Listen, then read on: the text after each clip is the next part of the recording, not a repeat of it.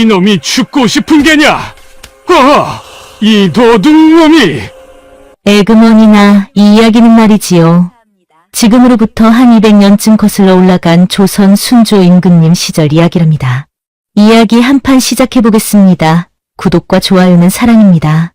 그 무렵 한양 종로내 거리, 저작거리에는 말입죠. 온갖 장사치들이 모여들어 북새통을 이루고 있었지요. 약장수는 목청껏 약타령을 외쳐대고 엿장수는 가위질 소리를 째깍째깍 내며 손님을 끌어모으고 떡장수 안악내는 시루떡을 이고서 이리저리 오가는 통에 그야말로 기가 떨어져 나갈 지경이었습니다. 그뿐이겠습니까?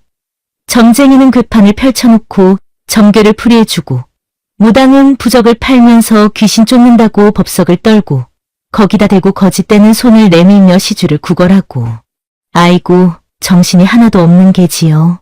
저작거리 바닥에는 지푸라기며 집신 조각이며 온갖 쓰레기가 나뒹굴고 개 한 마리는 꼬리를 흔들며 떡 부스러기를 찾아 헤매고 아이들은 깔깔거리며 술래잡기를 하고 있었습니다.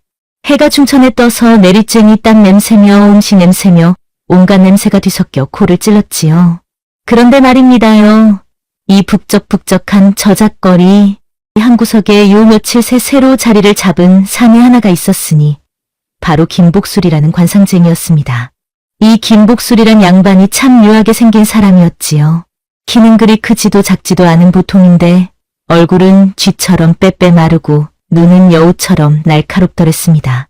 그런데 신기한 게 말입죠. 그 입만 열면 꿀이 뚝뚝 떨어지듯 말을 잘하는 겁니다요.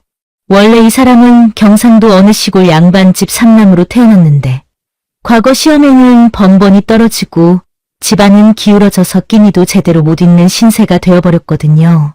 그러다가 하도 배가 고파 견딜 수 없어서 이렇게 한양까지 올라와 가짜 관상쟁이 노릇을 하며 입에 풀칠이나 하고 있었던 게지요. 김복술은 낡았지만 깨끗이 빤 두루마기를 걸치고 가슴 비록해졌어도 반듯하게 눌러쓴 채 빨간 천을 깔아놓고 꼿꼿하게 앉아 있었습니다.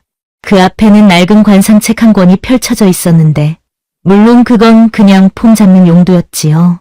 관상은 개뿔도 모르는 주제의 말입니다. 그래도 이 사람이 공부는 좀 했던 터라 책에서 주워들은 것도 많고 사람 관찰하는 눈썰미도 좋았습니다. 그러니까 적당히 얼버무리고 애둘러 말하면 사람들이 고개를 끄덕이며 넘어가더란 말이지요. 하루 종일 이런 식으로 사람들을 상대하면 그럭저럭 밥값은 벌 수 있었습니다. 가난한 아낙네가 와서 남편 걱정을 털어놓으면 김복술은 그 얼굴을 슬쩍 훑어본 뒤 적당히 위로 섞인 말을 늘어놓았지요. 그러고는 노란 종이에 먹으로 휘갈겨 쓴 부적을 팔아넘기면 아낙네는 보물이라도 받는 것처럼 두 손으로 공손히 받아들고 엽전을 내밀었습니다. 물론 양심은 좀 찔렀겠지만 뭐 어쩌겠습니까? 굶어 죽는 것보다는 나은 게 아니겠소? 해가 뉘엿뉘엿 넘어가고 저작거리에 저녁 그림자가 내려앉을 무렵이었습니다. 구경꾼들도 하나둘씩 흩어지기 시작하고 장사치들도 슬슬 짐을 싸기 시작했지요. 김복술도 오늘 벌이가 제법 괜찮았으니 이제 그만 객주집으로 가볼까 싶어 자리를 정리하려는데 저 멀리서 누군가 다가오는 게 보였습니다. 그런데 이 사람의 행색이 보통이 아니었습니다요. 비단 도포의 옥으로 만든 각근을 늘어뜨리고 손에는 하얀 부채를 들고서 천천히 걸어오는 모습이 영락없는 부자 양반이었지요. 뒤에는 하인 둘이 따라붙어 있었는데 그놈들도 제법 말쑥한 옷을 입고 있었습니다. 저작거리를 오가는 사람들이 그 양반을 보고는 슬그머니 비켜서더랬지요. 김복술의 눈이 번쩍 뜨였을 게 아니겠습니까? 저런 양반한테서 돈을 뜯어내면 한 달치 밥값은 거뜬하겠다 싶었던 게지요. 그 양반이 김복술 앞에 멈춰 섰습니다. 나이는 40줄쯤으로 보이는데 얼굴은 동그스름하고 살이 포동포동 올라서 마치 잘 익은 호박 같았지요. 수염은 깔끔하게 다듬어져 있고 피부는 희고 윤기가 흘렀습니다. 하나 김복술은 순간 이상한 느낌을 받았습니다. 뭐랄까요? 저 양반의 눈빛이 묘하게 차갑고 날카로웠거든요. 웃는 나 속에 칼이 숨어 있다는 말이 있지 않습니까? 딱 그런 느낌이었지요. 양반이 부채를 접으며 입을 열었습니다. 그대가 소문난 관상쟁이인가? 목소리는 낮고 굵직하더랬습니다. 김복술은 얼른 허리를 굽혀 절을 하며 공손하게 대답했지요. 소인 김복술이옵니다. 나리, 혹시 관상을 봐드릴까요? 들리는 소문이 자자하기에 한번 시험해 보려 왔네. 내 얼굴을 보고 내 팔자를 맞춰보게. 양반이 이렇게 말하더랬습니다. 그 눈빛이 날카롭게 김복술을 훑어내리는 게 마치 사냥꾼이 먹잇감을 노려보는 것 같았지요. 김복술은 속으로 잠깐 당황했을 겁니다. 시험을 하겠다니 이거 함부로 짓거렸다간 큰 코 다칠 수도 있겠다 싶었겠지요. 하나 일단 받아친 물이니 엎지르든 마시든 해야 하는 법 아니겠습니까? 김복술은 양반의 얼굴을 찬찬히 살펴봤습니다. 얼굴에 살이 쪘으니 먹고 사는 데는 지장이 없겠구나 싶고 옷차림이 화려한 걸 보니 돈이 많은 건 분명해 보이더랬지요. 하나 손에 굳은 살이 하나도 없는 걸 보니 일은 안 하고 놀고 먹는 위인인 게 틀림없었습니다. 게다가 눈빛이 너무 차가웠지요. 저건 보통 사람 눈빛이 아니라는 생각이 들더랬습니다. 뭔가 숨기는 게 있는 것 같았던 게지요. 김복술은 슬쩍 양반의 하인들도 훑어봤습니다. 하인치고는 옷이 너무 좋고 그리고 허리춤에 뭔가 볼록한 게 보이는데 저건 혹시 칼자루가 아닌가 싶더랬습니다. 하인이 칼을 차고 다닌다는 게 이상하지 않겠소? 순간 김복술의 등골에 오싹한 기운이 흘렀을 겁니다. 이 자식 뭔가 수상한 게 분명하다 싶었겠지요. 하나 티를 내서는 안 되는 법 아니겠습니까? 김복술은 태연하게 웃으며 입을 열었습니다. 나리의 관상을 보니 허허 이거 참 귀한 상이십니다요. 인당이 넓고 발근이 복록이 깊고 광대뼈가 튀어나오지 않았으니 성품이 온화하시며 코가 우뚝하니 재물운이 끊이질 않을 상이옵니다요. 김복술은 일부러 좋은 말만 늘어놓았지요. 이런 손님한테는 일단 기분 좋게 만들어야 돈을 받아낼 수 있다는 걸 아는 터였으니까요. 그는 계속해서 침을 튀기며 말을 이어갔습니다. 또한 눈썹이 짙고 길게 뻗었으니 형제간의 우애가 돈독하실 게고 귓불이 두툼하니 자손이 번창할 팔자시옵니다. 나리께서는 틀림없이 대대로 부귀를 누리는 집안 출신이실게요. 양반은 잠자코 듣고 있다가 천천히 고개를 끄덕였습니다. 그러더니 품에서 은자 한 냥을 꺼내 김복술 앞에 툭 던지더랬지요. 말솜씨가 좋구먼. 앞으로도 이 저작거리에서 더 장사 잘 되겠네. 양반이 이렇게 말하고는 돌아서서 유유히 사라졌습니다. 하인들도 따라 붙어 가더랬지요. 김복술은 은자를 주워들며 희죽 웃었습니다. 이거 한 냥이면 열흘은 먹고 살 수 있을 터. 오늘 정말 대박이 난 게지요. 하나 그 흐뭇한 마음도 잠시 김복술의 표정이 서서히 굳어지더랬습니다. 뭔가 이상하다는 생각이 들었던 겁니다. 저 양반 부자 행세를 하긴 하는데 뭔가 꺼림칙한 구석이 있었지요. 특히 저 눈빛은 사람 잡아먹을 것 같은 눈빛이었고 하인들 허리춤의 칼은 또 뭐란 말입니까? 보통 양반집 하인이 칼을 찰 일이 있겠소? 김복술은 고개를 가웃거리며 자리를 정리했습니다. 설마 저 자식이 도둑놈은 아니겠지 싶었지만 묘한 불안감이 가시질 않더랬지요. 하나 배고픈 게 우선이니 일단 돈이나 잘 챙겨서 오늘 저녁이나 든든히 먹어야겠다 싶었던 게지요. 하나 김복술은 아직 몰랐습니다요.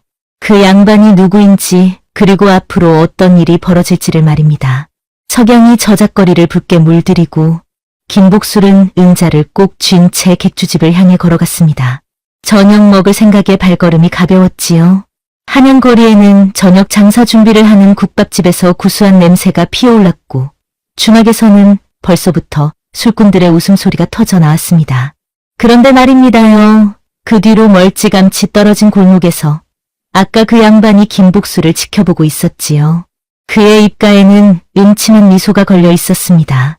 양반은 옆에 서 있는 하인을 향해 턱짓을 하더랬습니다. 그러자 하인 하나가 슬금슬금 김복술의 뒤를 밟기 시작했습니다. 마치 고양이가 쥐를 노리듯이 말이지요. 김복술은 그런 줄도 모르고 콧노래를 흥얼거리며 걸어가고 있었습니다. 아이고, 이거 큰일이 벌어지려는 조짐이 아니고 뭐겠습니까? 그날 밤 김복술은 객주집 방구석에 웅크리고 앉아 저녁 국밥을 후루룩 들이켰습니다. 싸구려 객주집이라 방은 좁고 누추했지만 그래도 비바람을 피할 수 있으니 감지덕지였지요. 은자 한 냥을 벌었으니 오늘만큼은 국밥에 막걸리 한 사발까지 곁들일 수 있었습니다. 허나 밥맛이 영나질 않더랬습니다. 아무리 생각해도 낮에 만난 그 양반이 신경에 걸렸거든요. 부자 행세를 하긴 했지만 뭔가 석연치 않은 구석이 한두 가지가 아니었지요. 김복술은 막걸리를 한 모금 들이키며 중얼거렸습니다. 에이, 쓸데없는 걱정이야. 그냥 이상한 성격을 가진 양반이겠지. 세상에 별의별 사람이 다 있는데 뭐. 그렇게 스스로를 다독이며 잠자리에 들렸는데 밖에서 톡톡문 두드리는 소리가 들렸습니다. 누구시오? 김복술이 조심스럽게 물었습니다. 이 밤중에 누가 찾아온단 말입니까? 낮에 관상을 봐준 사람 아니시오? 잠깐 나와보시구려. 문 밖에서 낮은 목소리가 들려왔습니다. 김복술은 가슴이 철렁했지요. 이 목소리 분명 낮에 만난 그 양반의 하인 목소리가 아니겠습니까? 김복술은 떨리는 손으로 문을 열었습니다. 과연 낮에 보았던 하인 하나가 어둠 속에 서 있었지요. 달빛에 비친 그 얼굴은 무표정했고 허리춤에 칼자루가 은은하게 빛났습니다. 우리 주인 어르신께서 선생을 찾으신다오. 잠깐 다녀오시지. 하인이 말했습니다. 그 말투는 공손했지만 거절할 수 없다는 걸 분명히 알려주고 있었지요. 김복술은 침을 꿀꺽 삼켰습니다. 이 밤중에 부르다니 이거 심상치 않은데 하나 거절했다간 무슨 일을 당할지 모르는 노릇이었습니다. 김복술은 떨리는 목소리로 대답했지요. 알겠습니다요. 지금 따라가겠소. 김복술은 황급히 갓을 쓰고 하인을 따라 나섰습니다. 한양의 밤거리는 칠흑같이 어두웠고 이따금 개 짖는 소리만 멀리서 들려올 뿐이었지요. 하인은 말없이 앞장서서 걸었고 김복술은 식은땀을 흘리며 그 뒤를 따랐습니다. 얼마나 걸었을까요? 하인은 북촌 어느 골목 안쪽으로 들어섰습니다. 그곳에는 제법 큰 기와집이 서 있었는데 대문에는 문패도 없고 등불도 어둑하니 켜져 있을 뿐이었지요. 평범한 양반집 같았지만 묘하게 음산한 기운이 감돌았습니다.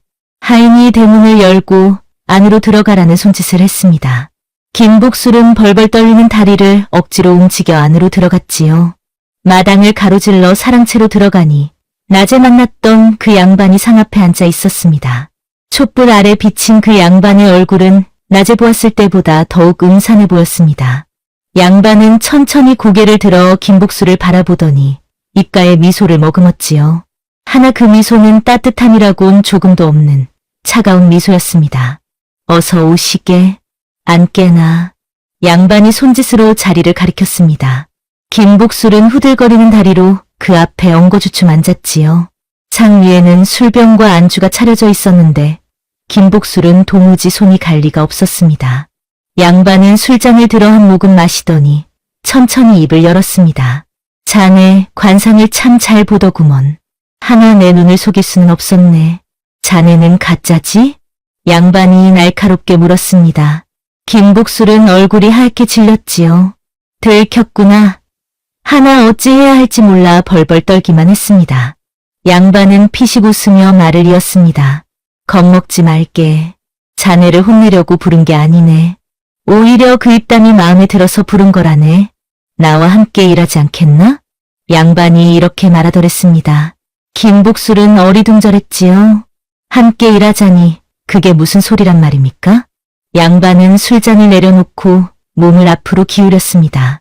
촛불에 비친 그의 얼굴에는 탐욕스러운 빛이 감돌았지요. 양반은 차근차근 설명하기 시작했습니다. 자신의 이름은 장무석이라고 했는데 알고 보니 이 자식은 양반이 아니라 도둑놈 두목이었던 겁니다요.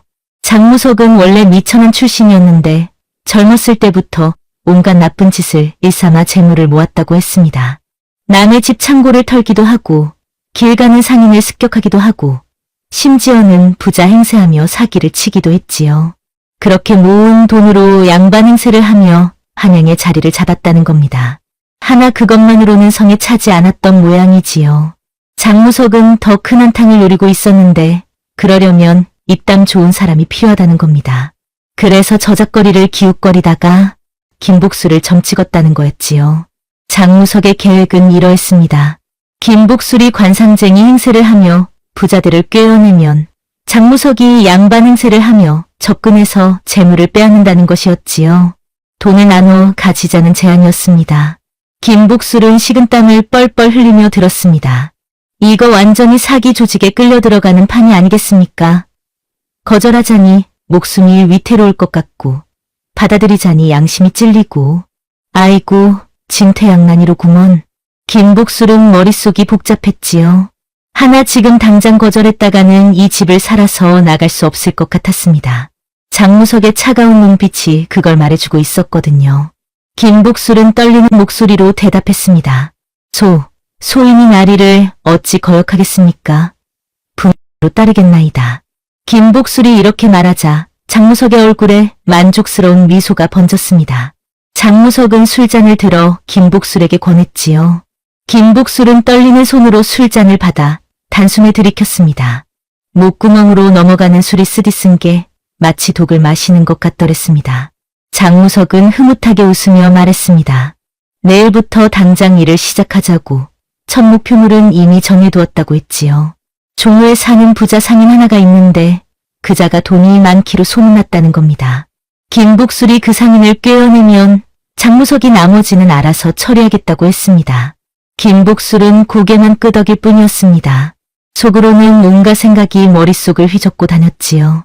어쩌면 좋단 말인가? 이대로 도둑놈의 앞잡이가 되어야 하나? 지금 당장은 따를 수밖에 없는 형편이었습니다. 밤이 깊어갈수록 김복술의 마음도 점점 더 무거워졌습니다. 촛불이 깜빡거리는 사랑채 안에서 장무석은 계속해서 계획을 늘어놓았고 김복술은 그저 고개만 끄덕이며 듣고 있을 뿐이었지요. 그렇게 한참을 이야기하다가 장무석이 하인을 시켜 김복술을 객주집으로 돌려보냈습니다. 밤거리를 걸어 돌아오는 김복술의 발걸음은 천근만근 무거웠지요. 객주집 방으로 돌아온 김복술은 이불을 뒤집어 쓰고 누웠지만 잠이 올 리가 없었습니다. 천장만 멍하니 바라보며 생각에 잠겼지요. 어찌하면 좋단 말인가? 이대로 도둑놈 앞잡이가 될 수는 없는 노릇이고 하나 거역했다간 목숨이 위태로울 터. 김복술은 머리를 쥐어뜯으며 고민했습니다. 그러다가 문득 한 가지 생각이 번쩍 떠올랐습니다. 잠깐 저 자식이 나를 이용하려 한다면 나도 저 자식을 이용할 수 있지 않을까? 저놈이 도둑놈이라는 걸 이제 확실히 알았으니 거꾸로 함정을 파서 저놈을 관아에 넘기면 어떨까? 김복술의 눈빛이 번뜩였습니다. 그래, 그거다. 일단은 따르는 척하면서 저놈의 범죄 증거를 모아서 관아에 고발하는 거야. 그러면 저 도둑놈도 잡히고 나도 위기에서 벗어날 수 있을 거야. 하나 쉬운 일은 아닐 게 분명했지요. 장무석은 영리하고 의심이 많은 자였고 조금이라도 이상한 낌새를 보이면 바로 알아챌 게 뻔했습니다. 신중하게, 아주 신중하게 움직여야 할 터였지요. 김복술은 결심을 굳혔습니다. 좋아, 해보는 거야. 저 도둑놈 자식을 거꾸로 속여서 감옥에 쳐넣고 나는 떳떳하게 살 수 있는 길을 찾는 거야. 동이 트기 시작했습니다. 희미한 새벽빛이 창문 틈으로 스며들어오고 멀리서 달구는 소리가 들려왔지요. 김복술은 눈을 지그시 감고 앞으로의 계획을 머릿속에 그려나갔습니다. 자, 이제부터가 진짜 싸움이로구먼. 도둑놈과 가짜 관상쟁이의 한판 승부가 시작되는 게지요. 다음날 아침 김복술은 일찍 일어나 저작거리로 향했습니다. 평소처럼 관상쟁이 자리에 앉았지만 머릿속은 온통 어젯밤 세운 계획으로 가득했지요. 장무석을 함정에 빠뜨리려면 증거가 필요했습니다. 그냥 입으로만 도둑놈이라고 외쳐봤자 누가 믿겠습니까?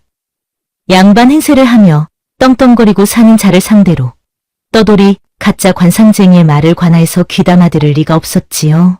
김복술은 생각했습니다. 증거를 잡으려면 일단 저놈의 계획에 따라가는 척해야 한다 싶었던 게지요.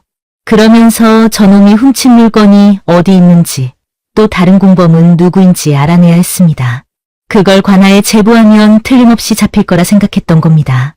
한참을 궁리하고 있는데 저 멀리서 장무석의 하인이 다가오는 게 보였습니다. 하인은 김복술 앞에 와서 멈춰 서더니 낮은 목소리로 말했지요. 주인 어르신께서 오늘 한낮에 뵙자 하십니다. 아시겠습니까? 하인이 이렇게 말하고는 돌아섰습니다. 김복술은 고개를 끄덕이며 대답했지요. 알겠소. 꼭 가겠소. 하인이 사라지자 김복술은 깊은 한숨을 내쉬었습니다. 자, 이제 시작이로구나 싶었겠지요. 정신 바짝 차리지 않으면 안 되는 노릇이었습니다. 한 번이라도 실수하면 목숨이 날아갈 게 뻔했으니까요. 해가 중천에 떠오를 무렵 김복술은 장무석의 집으로 향했습니다. 어제와 똑같이 음산한 기운이 감도는 그 기와집 대문을 두드리자 하인이 나와 안으로 안내했지요. 사랑채에는 장무석이 앉아 있었고 그 옆에는 낯선 사내 하나가 더 있었습니다. 그 사내는 얼굴에 칼자국이 있고 눈빛이 사나운 게 영악 없는 건달 출신으로 보였지요. 김복술은 속으로 생각했습니다. 저놈도 장무석 패거리구나 싶었던 게지요. 장무석이 김복술을 보고 빙긋 웃으며 손짓했습니다. 어서 오게. 자, 앉게나. 오늘부터 본격적으로 일을 시작할 걸세. 장무석이 말했습니다. 그러더니 옆에 앉은 사내를 가리키며 소개했지요. 이 사람은 내 오른팔이네. 이름은 굳이 알 필요 없고 그냥 박서방이라고 부르게. 장무석이 설명하더랬습니다. 박서방이라는 작자는 김복술을 한번 훑어보더니 코웃음을 쳤지요. 김복술 같은 약골이 뭘 할 수 있겠냐는 듯한 표정이었습니다. 장무석은 상위에 종이 한 장을 펼쳐놓았습니다. 거기에는 사람 이름 하나가 적혀 있었는데 최만득이라는 이름이었지요. 장무석이 설명하기 시작했습니다. 이 최만득이라는 자는 종로에서 포목전을 운영하는 부자 상인인데 돈이 아주 많기로 소문났다는 겁니다. 그런데 이 사람이 요새 큰 거래를 앞두고 있어서 곧 목돈을 집에 쌓아둘 거라는 정보를 입수했다고 했지요. 장무석의 계획은 이랬습니다. 김복술이 최만득을 찾아가서 관상을 봐주는 척하면서 집안 구조와 재물이 어디 있는지 파악하라는 거였지요. 그러면 장무석 일당이 밤에 몰래 들어가서 재물을 훔쳐내겠다는 속셈이었습니다. 김복술은 겉으로는 고개를 끄덕이며 알겠다고 했지만 속으로는 다른 생각을 하고 있었습니다. 좋아, 이거야말로 기회라는 생각이 들더랬지요. 최만득이라는 사람한테 미리 알려주고 장무석 일당이 들어오는 걸 관아와 함께 덮치면 되는 게 아니겠습니까? 하나 조심해야 했습니다. 너무 티를 내면 장무석이 눈치챌 게 분명했지요. 김복술은 최대한 자연스럽게 행동하기로 마음먹었습니다. 그날 오후 김복술은 장무석이 시키는 대로 최만득의 포목전으로 향했습니다. 종로 한복판에 자리 잡은 큰 가게였는데 온갖 비단과 무명이 진열되어 있고 손님들로 북적거렸지요. 김복술은 가게 안으로 들어가 점원에게 말했습니다. 주인 어르신께 관상을 봐드리고 싶다고 소문난 관상쟁이가 왔으니 한번 뵙게 해달라고 했지요. 점원은 의아한 얼굴로 안쪽으로 들어가더니 잠시 후 나와서 안으로 들어오라는 손짓을 했습니다.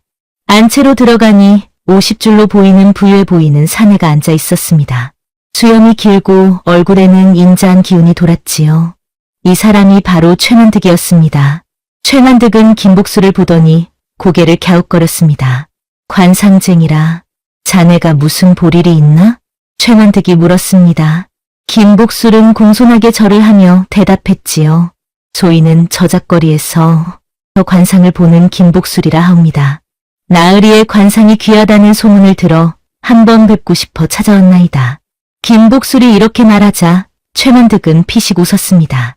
아마도 저작거리 사기꾼 정도로 여기는 듯했지요. 하나 심심풀이로 한번 드러나 보자는 생각이었는지 고개를 끄덕이며 앉으라고 했습니다. 김복술은 최만득의 얼굴을 찬찬히 살펴봤습니다. 그리고 적당히 좋은 말들을 늘어놓기 시작했지요. 인당이 밝으니 복이 많고 눈썹이 짙으니 자손이 번창할 상이며 코가 우뚝하니 재물이 끊이지 않을 거라는 등등. 최만득은 처음에는 시큰둥하게 듣고 있었지만 김복술의 말솜씨가 워낙 좋다 보니 점점 흥미를 보이기 시작했습니다. 그러다가 차를 내오라고 하더니 김복술과 이야기를 나누기 시작했지요. 김복술은 이야기를 나누면서 슬쩍슬쩍 집안 구조를 살폈습니다. 안채가 어디에 있고 창고는 어디에 있고 대문에서 안채까지 어떻게 들어가는지 장무석이 시킨 대로 정보를 수집하는 척했지요. 하나 김복술의 진짜 목적은 따로 있었습니다. 어떻게든 최만득과 단둘이 이야기할 기회를 만들어서 장무석의 계획을 알려줘야 했거든요. 한참을 이야기하다가 마침 점원이 급한 일로 최만득을 부르러 왔습니다. 최만득이 잠깐 자리를 비우는 사이 김복술은 재빨리 품에서 작은 종이 쪽지를 꺼내 붓으로 글을 휘갈겨 썼습니다. 나으리, 도둑놈이 이 댁을 노리고 있습니다. 사흘 후밤 조심하시고 관아에 미리 알리시옵소서. 김복술은 그 쪽지를 최만득의 차 잔 밑에 살짝 밀어 넣었습니다. 최만득이 차를 마시려다 발견하게끔 말이지요.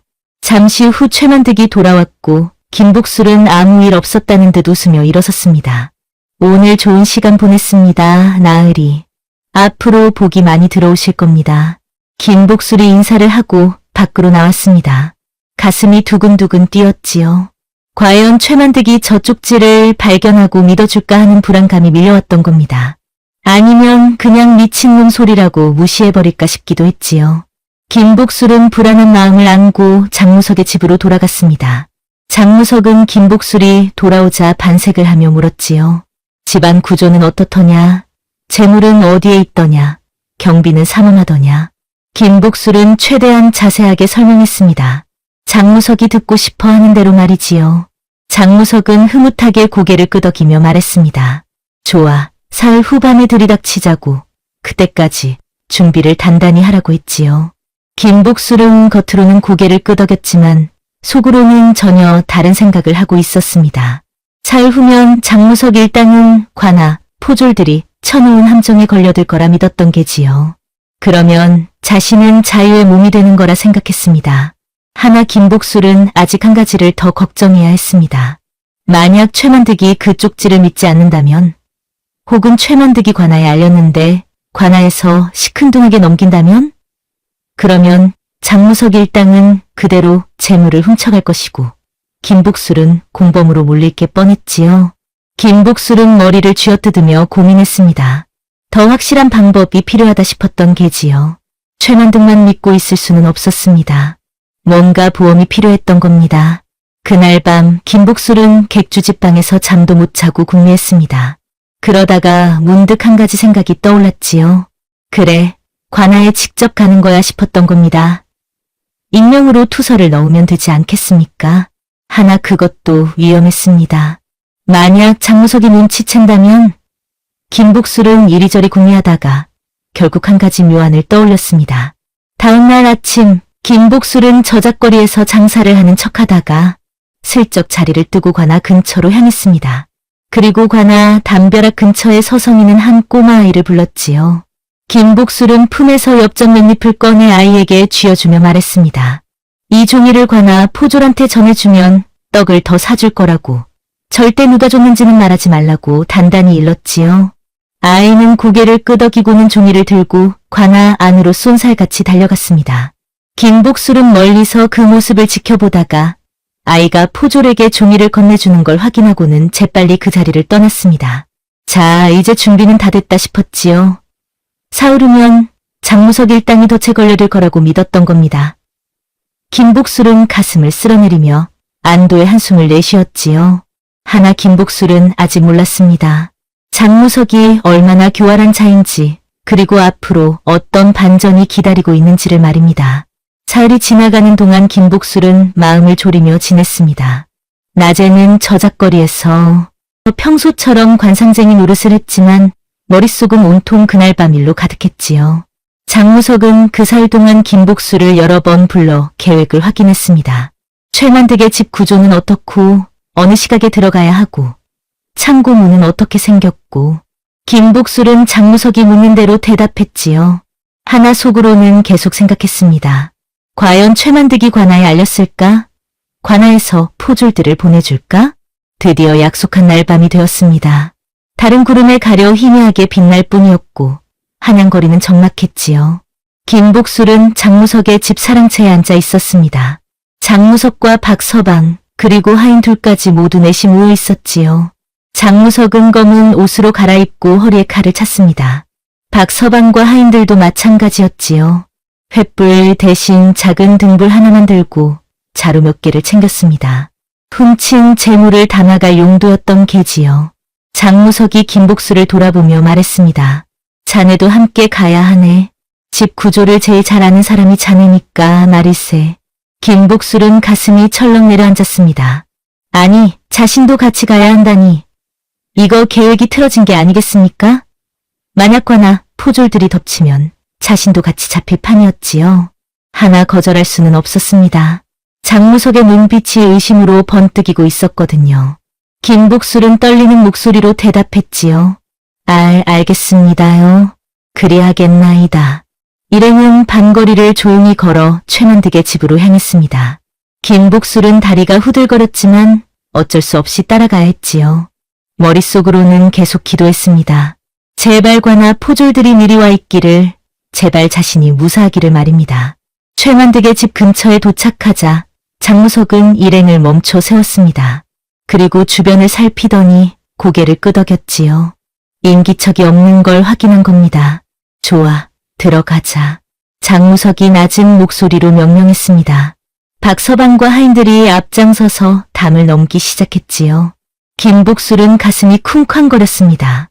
이상하다. 관아 포졸들이 안 보이는데 설마 최만득이 내 쪽지를 믿지 않은 건가? 일행은 담을 넘어 최만득의 집 마당으로 들어갔습니다. 집안은 고요했고 등불 하나 켜진 게 없었지요. 장무석은 만족스러운 표정을 지으며 김복술을 돌아봤습니다. 창고가 어디라고 했지? 장무석이 물었습니다. 김복술은 떨리는 손으로 안채 옆쪽을 가리켰지요. 일행은 조용히 그쪽으로 이동했습니다. 창고 문 앞에 도착하자 박서방이 자물쇠를 따기 시작했습니다. 찰칵 소리를 내며 자물쇠가 열리고 문이 천천히 열렸지요. 안에는 온갖 비단과 무명, 그리고 괴짝들이 가득 쌓여 있었습니다. 장무석의 눈이 번쩍 빛났습니다. 이걸 다 가져가면 떼돈을 벌 수 있겠구먼. 장무석이 손짓하자 하인들이 자루를 들고 안으로 들어가려는 순간이었습니다. 꼼짝 마라, 이놈들. 갑자기 사방에서 고함 소리가 터져 나왔습니다. 횃불이 일제히 켜지며 마당이 환해졌고 관아 포졸들이 우르르 몰려나왔지요. 10여 명은 좋게 되어 보이는 포졸들이 창과 칼을 들고 장무석 일당을 에워쌌습니다. 장무석은 얼굴이 하얗게 질렸습니다. 박서방과 하인들도 당황해서 우왕좌왕했지요.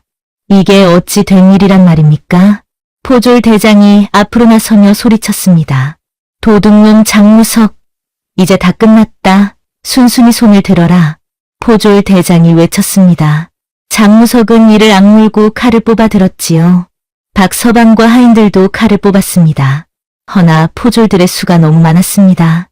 게다가 포졸 대장은 무술 실력이 뛰어난 자였지요. 장무석 일당이 저항해보려 했지만 곧 제압당하고 말았습니다. 칼은 빼앗기고 손은 포승줄에 묶였지요. 김복술은 그 광경을 멍하니 바라보고 있었습니다. 계획대로 됐다. 장무석이 잡혔어. 하나 김복술 자신도 그 자리에 있었던 게 문제였지요. 포졸 하나가 김복술에게 다가와 팔을 붙잡았습니다. 너도 한패구나. 포졸이 소리치며 김복술의 손을 묶으려 했습니다. 김복술은 황급히 소리쳤지요. 아니옵니다. 소인은 억울하옵니다. 소인이 관아에 투서를 한 사람이옵니다. 김복술이 울먹이며 외쳤습니다. 포졸 대장이 고개를 돌려 김복술을 바라봤지요. 그때였습니다. 안채에서 최만득이 나타났습니다. 최만득은 김복술을 보더니 포졸 대장에게 말했지요. 포교 나으리, 저 사람은 저를 구해준 은인이옵니다. 저 사람이 아니었다면 이 도둑놈들을 잡지 못했을 겁니다. 최만득이 이렇게 말하자 포졸 대장은 고개를 끄덕이며 김복술을 놓아주라고 명령했습니다. 김복술은 그제야 안도의 한숨을 내쉬었지요. 장무석은 김복술을 노려보며 이를 갈았습니다. 배신자를 보는 눈빛이었지요. 허나 이미 포승줄에 묶인 몸, 어쩔 도리가 없었습니다. 포졸들은 장무석 일당을 끌고 관아로 향했습니다. 장무석과 박서방, 그리고 하인들 모두 포승줄에 묶여 끌려가는 신세가 되었지요. 구경꾼들이 하나둘씩 모여들어 수군거렸습니다. 저게 누구냐? 양반 행세하던 도둑놈이라더라. 참 세상에 별일이 다 있구먼. 김복술은 그 광경을 보며 가슴을 쓸어내렸습니다. 휴, 이제야 끝났구나. 정말 아슬아슬했어. 조금만 늦었어도 큰일 날 뻔했지. 최만득이 김복술에게 다가왔습니다. 그리고 공손하게 절을 하더랬지요. 최만득은 김복술에게 감사의 말을 전했습니다. 쪽지를 보고 처음에는 의심했지만 혹시나 하는 마음에 관아에 알렸다고 했지요. 다행히 관아에서 믿어주고 포졸들을 보내줘서 도둑놈들을 잡을 수 있었다는 겁니다. 최만득은 품에서 은자 몇 냥을 꺼내 김복술에게 건넸습니다. 이건 보답이니 꼭 받으라고, 생명의 은인이라고 거듭 고개를 숙였지요. 김복술은 손사래를 치며 사양하려 했지만 최만득이 워낙 간곡히 권하는 바람에 결국 받을 수밖에 없었습니다.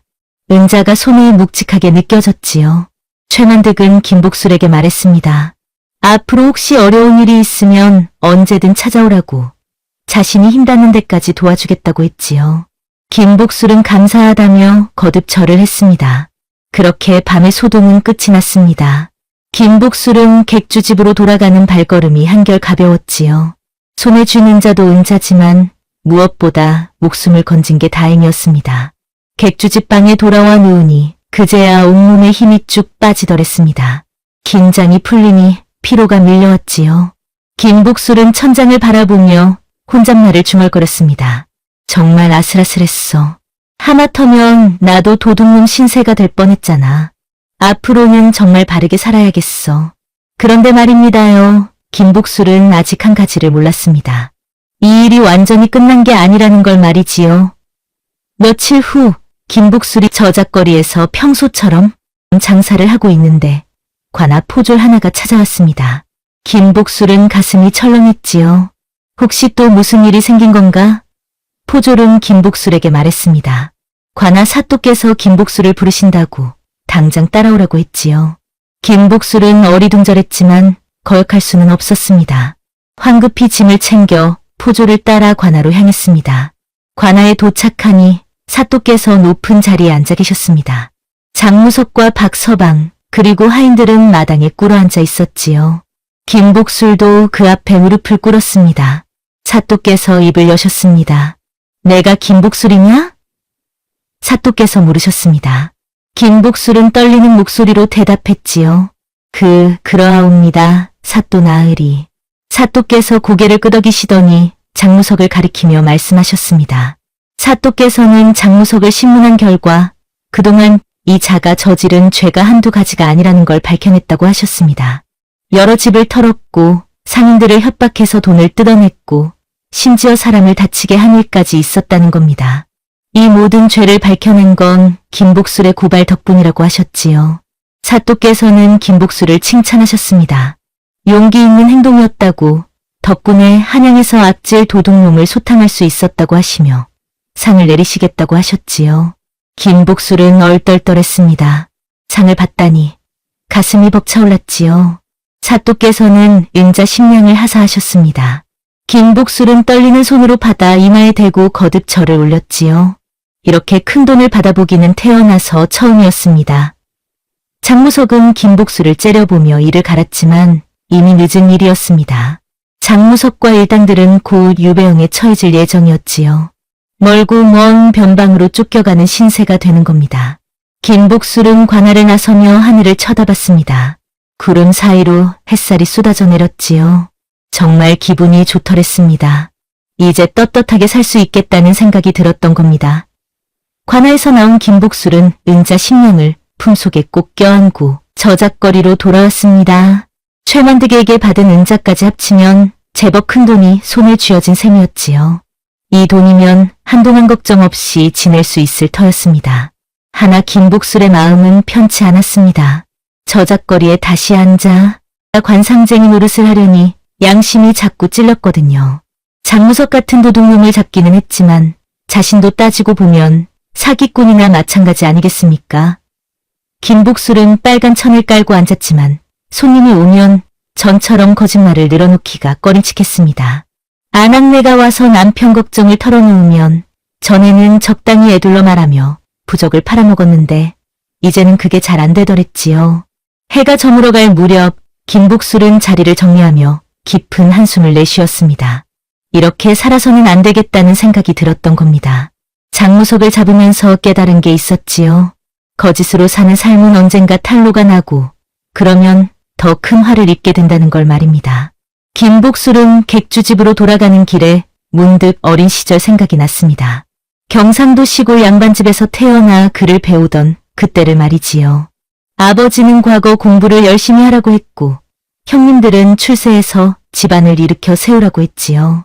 하나 과거 시험은 번번이 떨어지고, 집안은 기울어져서 끼니를 잇기도 힘들어졌습니다. 그러다 보니 결국 이렇게 한양까지 떠돌아와 가짜 관상쟁이 노릇을 하게 된 거였지요. 김복술은 객주집 방에 누워 천장을 바라보며 생각했습니다. 이제 손에 돈도 생겼으니 뭔가 제대로 된 일을 해볼까? 장사를 배워볼까? 아니면 서당에서 아이들이나 가르칠까? 며칠을 고민하던 김복술은 결심을 굳혔습니다. 관상쟁이 노릇은 이제 그만두기로 한 겁니다. 대신 서당을 차려서 그를 가르치는 일을 해보기로 마음먹었지요. 그래도 글은 좀 아는 처지니 아이들 가르치는 것쯤은 할 수 있을 터였습니다. 김복술은 다음 날부터 한양 이곳저곳을 돌아다니며 서당을 열 만한 자리를 찾기 시작했습니다. 몇 날 며칠을 찾아다닌 끝에 북촌 골목 안쪽에 작은 초가집 하나를 발견했지요. 집주인과 흥정을 해서 석 달치 쇳돈을 내고 그 집을 빌렸습니다. 집은 작았지만 마당이 있고 방이 2칸이나 되어서 서당으로 쓰기에 딱 좋았습니다. 김복술은 손수 마당을 쓸고 방을 청소했지요. 그리고 시장에 가서 책상과 방석을 몇 개 사다가 방에 깔았습니다. 다음으로는 동네 어귀에 방을 붙였습니다. 훈장 김복술이 그를 가르친다는 내용이었지요. 한 달에 쌀 한 말만 내면 천자문부터 사서삼경까지 가르쳐준다고 적었습니다. 처음 며칠은 아무도 찾아오지 않았습니다. 동네 사람들이 의심하는 눈초리로 바라볼 뿐이었지요. 저 사람이 제대로 그를 아는 사람인가, 또 무슨 사기를 치려는 게 아닌가 싶었던 겁니다. 하나 김복술은 포기하지 않았습니다. 매일 아침 일찍 일어나 마당을 쓸고 방에 앉아 책을 읽으며 기다렸지요. 지나가는 사람들에게 공손하게 인사를 하고 동네 우물에서 물을 길어 쓰면서 이웃들과 친해지려고 애썼습니다. 그렇게 열흘쯤 지났을 무렵 동네에 사는 한 아낙네가 아들을 데리고 찾아왔습니다. 7살쯤 되어 보이는 꼬마였는데 눈망울이 똘망똘망한 게 영특해 보였지요. 아낙네는 김복술에게 물었습니다. 정말로 그를 가르쳐주는 거냐고, 한 달에 쌀 한 마리면 되냐고 했지요. 김복술은 고개를 끄덕이며 대답했습니다. 그렇습니다요, 아주머니. 천자문부터 시작해서 사서삼경까지 정성껏 가르치겠나이다. 김복술이 말했습니다. 아낙네는 잠시 망설이다가 그럼 한 달만 시험 삼아 맡겨보겠다고 했지요. 그날부터 김복술의 첫 제자가 생긴 겁니다. 김복술은 정말 정성껏 가르쳤습니다. 천자문을 한 글자 한 글자 또박또박 읽어주고 뜻을 풀이해주고 붓으로 쓰는 법을 가르쳐줬지요. 꼬마는 영특했습니다. 한번 가르쳐주면 금방 익혔고 질문도 많이 했지요. 김복술은 가르치는 게 이렇게 재미있는 줄 몰랐습니다. 거짓말로 사람을 속이는 것보다 훨씬 더 보람찬 일이었지요. 보름쯤 지나자 그 아낙네가 동네 다른 집 사람들한테 소문을 냈습니다. 저 훈장 양반이 그를 참 잘 가르친다고, 우리 애가 벌써 천자문을 다 익혔다고 말이지요. 그러자 하나둘씩 아이들이 모여들기 시작했습니다. 처음에는 2명이었다가 석 달쯤 지나니 10명이 넘었지요. 방이 비좁아서 아이들이 다닥다닥 붙어 앉아야 할 정도였습니다. 김복술은 매일 아침 일찍 일어나 아이들을 가르쳤습니다. 천자문을 익힌 아이에게는 소학을 가르치고 소학을 익힌 아이에게는 논어를 가르쳤지요. 점심때는 마당에서 아이들과 함께 밥을 먹었고 오후에는 글씨 쓰는 연습을 시켰습니다. 아이들의 부모들은 쌀을 가져다 주며 감사하다고 인사를 했습니다. 김복술은 그럴 때마다 머리를 조아리며 말했지요. 제가 더 감사합니다. 아이들을 가르치는 게 이렇게 즐거운 줄 몰랐습니다라고 말입니다. 계절이 바뀌고 또 바뀌어서 어느새 1년이 지났습니다. 김복술의 서당은 이제 동네에서 제법 알려진 곳이 되었지요. 글을 배우려는 아이들이 줄을 서서 기다릴 정도였습니다. 김복술은 손에 쥔 돈으로 조금 더 큰 집으로 이사를 했습니다. 방이 4칸이나 되는 기와집이었는데 마당도 넓어서 아이들이 뛰놀기에 좋았지요. 서당 간판도 새로 만들어 걸었습니다. 청송서당이라는 이름이었지요. 어느 날 낯익은 얼굴이 서당을 찾아왔습니다. 최만득이었습니다. 최만득은 김복술을 보고 반갑게 웃으며 말했지요. 허허, 김훈장, 소문 들었소이다. 이제 제대로 된 일을 하신다니 참으로 기특하구려. 최만득이 말했습니다. 김복술은 허리를 굽혀 인사하며 대답했지요. 나으리 덕분이옵니다. 나으리께서 저를 믿어주시고 도와주셔서 이렇게 새 삶을 살 수 있게 되었나이다. 최만득은 고개를 흔들며 말했습니다. 아니, 이건 자네 스스로 일군 일이라고 자랑스럽게 여기라고 했지요. 그러고는 품에서 뭔가를 꺼냈습니다. 책 몇 권이었습니다. 사서삼경과 역사책들이었는데 모두 깨끗한 새 책이었지요. 최만득은 그걸 김복술에게 건네며 말했습니다. 서당 아이들을 가르치는 데 쓰라고, 작은 선물이라고 했지요. 김복술은 눈시울이 뜨거워졌습니다. 책을 받아 가슴에 꼭 안으며 거듭 절을 올렸지요. 최만득은 흐뭇하게 웃으며 서당을 둘러보고는 돌아갔습니다. 그날 저녁 김복술은 마루에 앉아 저녁 노을을 바라봤습니다. 서당 마당에서는 아이들이 떠드는 소리가 들렸고 부엌에서는 저녁 짓는 냄새가 풍겼지요. 김복술은 혼잣말을 중얼거렸습니다. 참 멀리도 돌아왔구나. 가짜 관상쟁이에서 도둑놈 앞잡이가 될 뻔하다가 이제는 아이들을 가르치는 훈장이 되다니. 인생이란 게 참 묘한 거로구나. 그때였습니다. 대문 밖에서 누군가 찾아왔습니다. 김복술이 나가보니 관아 포졸이 서 있었지요. 김복술은 가슴이 철렁했습니다. 혹시 또 무슨 일이 생긴 건가? 포졸은 김복술에게 편지 한 통을 건넸습니다. 사또께서 보내신 거라고 꼭 읽어보라고 했지요. 김복술은 떨리는 손으로 편지를 받아 펼쳤습니다. 편지에는 이렇게 적혀 있었습니다. 김복술이 이제 바르게 살고 있다는 소문을 들었다고, 아이들을 잘 가르치고 있다니 기특하다고, 앞으로도 선행을 쌓으며 살라고 격려하는 내용이었지요. 그리고 마지막에는 이런 구절이 적혀 있었습니다. 사람은 누구나 잘못을 저지를 수 있으나 중요한 것은 그 잘못을 깨닫고 바로잡는 것이니라. 김복술은 편지를 읽으며 눈물을 흘렸습니다. 감격스러웠던 게지요. 사또께서 자신을 잊지 않고 이렇게 격려해 주시다니 정말 고마운 일이었습니다. 김복술은 편지를 소중히 간직하기로 했습니다. 그리고 마음속으로 다짐했지요. 평생 바르게 살겠다고, 아이들을 잘 가르쳐서 훌륭한 사람으로 키우겠다고 말입니다. 밤하늘에는 별이 총총히 빛났습니다. 김복술은 서당마루에 앉아 그 별들을 바라보며 미소를 지었지요. 이제야 진짜 사람답게 사는 것 같다는 생각이 들었습니다.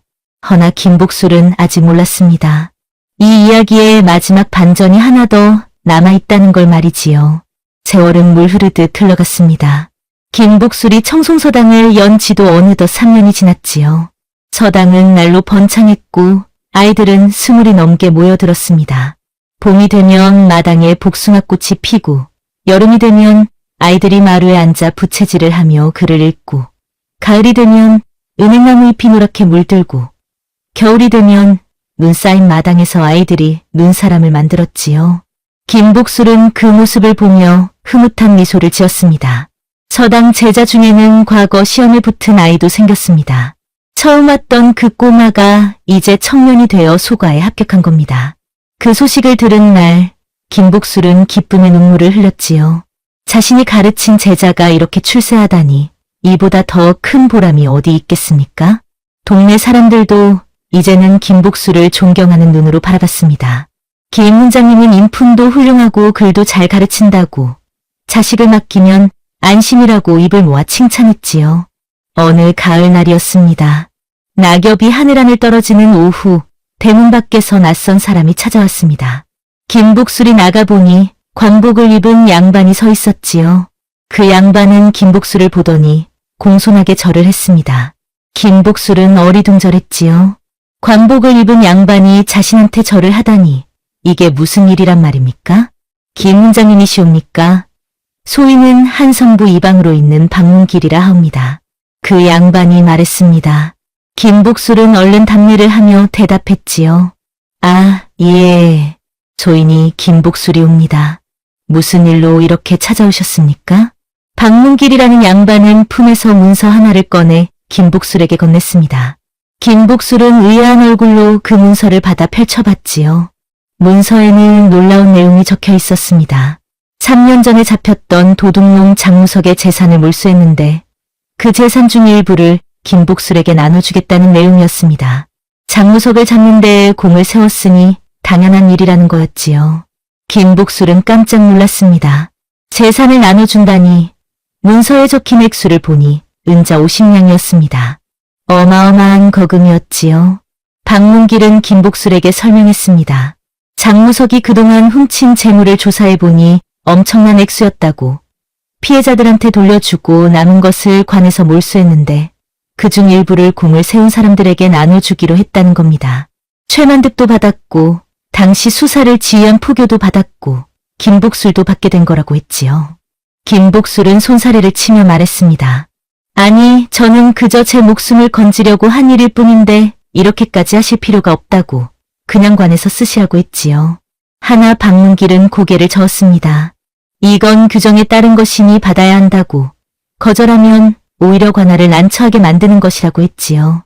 김복술은 할 수 없이 그 돈을 받을 수밖에 없었습니다. 박문길이 돌아간 후 김복술은 은자 50냥을 손에 들고 멍하니 있었습니다. 이 돈을 어디에 쓸까? 서당을 더 크게 지을까? 아니면 책을 더 많이 사들일까?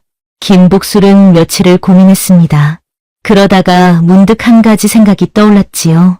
이 돈을 혼자 쓰는 게 아니라 어려운 사람들을 돕는 데 쓰면 어떨까? 김복술은 결심을 굳혔습니다. 은자 50냥 중에서 반은 서당을 넓히고 책을 사는 데 쓰고 나머지 반은 가난한 집 아이들을 공짜로 가르치는 데 쓰기로 한 겁니다.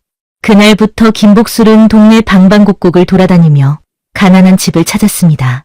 부모가 없어서 글을 배우지 못하는 아이, 집이 너무 가난해서 서당에 못 보내는 아이들을 찾아낸 거지요. 그리고 그 아이들의 집을 찾아가 말했습니다. 서당에 보내달라고, 돈은 한 푼도 받지 않겠다고, 밥도 서당에서 먹일 테니 걱정 말라고 했지요. 처음에는 의심하는 사람들도 많았습니다. 세상에 공짜가 어디 있냐고, 무슨 속셈이 있는 게 아니냐고 했지요. 하나 김복술은 진심으로 설득했습니다. 자신도 가난해서 고생했던 사람이니 가난한 아이들을 돕고 싶다고 부디 믿어달라고 했습니다. 그렇게 해서 가난한 집 아이들이 하나둘씩 서당에 들어오기 시작했습니다. 처음에는 5명이었다가 점점 늘어나서 10명이 넘었지요. 김복술은 그 아이들을 특별히 더 신경 써서 가르쳤습니다. 밥도 넉넉하게 먹이고 옷도 사주고 책도 새로 사서 나눠줬지요. 아이들은 김복술을 아버지처럼 따랐습니다. 계절이 또 한 번 바뀌고 이듬해 봄이 찾아왔습니다. 서당 마당에는 매화꽃이 피어나고 아이들의 낭낭한 글 읽는 소리가 울려 퍼졌지요. 어느 날 최만득이 다시 서당을 찾아왔습니다. 최만득은 김복술을 보더니 크게 웃으며 말했지요. 김 훈장, 소문을 들었소이다. 가난한 아이들을 공짜로 가르친다면서요? 허허, 참으로 기특한 일이구려. 최만득이 말했습니다. 김복술은 쑥스러운 듯 머리를 긁으며 대답했지요. 과찬이십니다, 나으리. 제가 받은 은혜를 조금이나마 갚는 것뿐이옵니다. 최만득은 고개를 끄덕이며 말했습니다. 그런 마음씨가 진짜 복을 부르는 거라고, 앞으로 더 큰 복이 들어올 거라고 했지요. 그러고는 품에서 쌀 한 가마니 값어치의 돈을 꺼내 김복술에게 건넸습니다.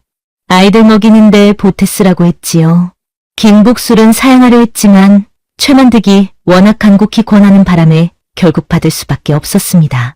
최만득은 흐뭇하게 웃으며 서당을 돌아보고는 돌아갔습니다. 세월이 흘러 또 1년이 지났습니다.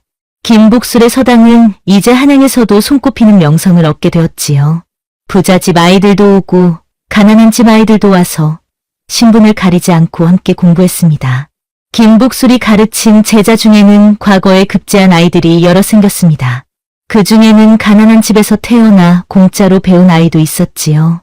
그 아이가 출세해서 관직에 오르자 동네 사람들은 모두 감탄했습니다. 김 훈장님 덕분이라고, 정말 훌륭한 분이라고 입을 모았지요. 어느 겨울날 저녁이었습니다. 눈이 소복소복 내리는 날 김복술은 서당 마루에 앉아 있었습니다. 아이들은 모두 집으로 돌아가고 서당은 고요했지요. 김복술은 눈 내리는 마당을 바라보며 지난 일들을 떠올렸습니다. 가짜 관상쟁이로 떠돌던 때, 장무석을 만나 도둑놈 앞잡이가 될 뻔했던 때, 목숨 걸고 장무석을 함정에 빠뜨렸던 때, 참 아슬아슬한 고비들이 많았지요. 하나 그 모든 일을 겪고 나니 이제야 진짜 사람답게 사는 게 무엇인지 알 것 같았습니다.